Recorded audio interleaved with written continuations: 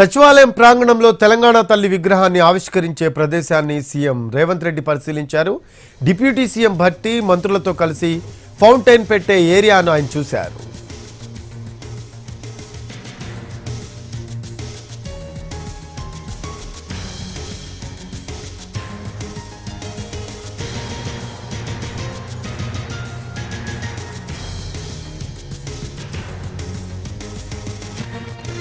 తెలంగాణ తల్లి విగ్రహ ఆవిష్కరణకు మాజీ సీఎం కేసీఆర్ను ఆహ్వానించేందుకు మంత్రి పొన్నం వస్తారన్నారు ముఖ్యమంత్రి రేవంత్ రెడ్డి.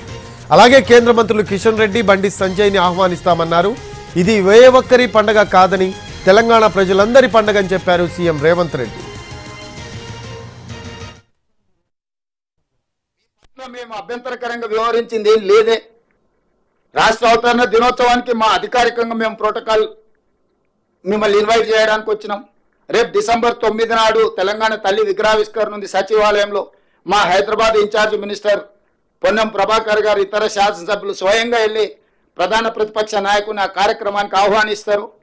మీరు రాండి. ఇది మనందరం కలిసి చేసుకునే పండగ.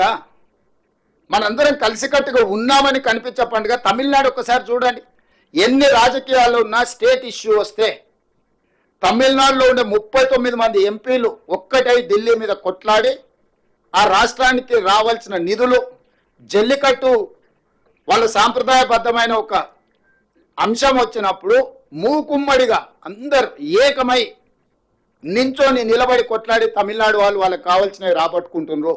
మొదటి సంవత్సరం ఉత్సవాలలో మీరు పాల్గొనండి.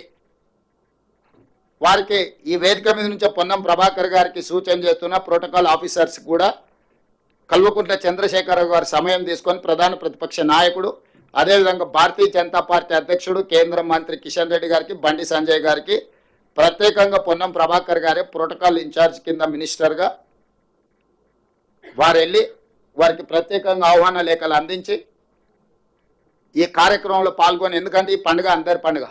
ఇది ఒక కాంగ్రెస్ పార్టీదో ఇంకోరిదో కాదు. ఈ ప్రభుత్వం అందరిది, ఈ సంక్షేమం అందరిది, ఈ రాష్ట్ర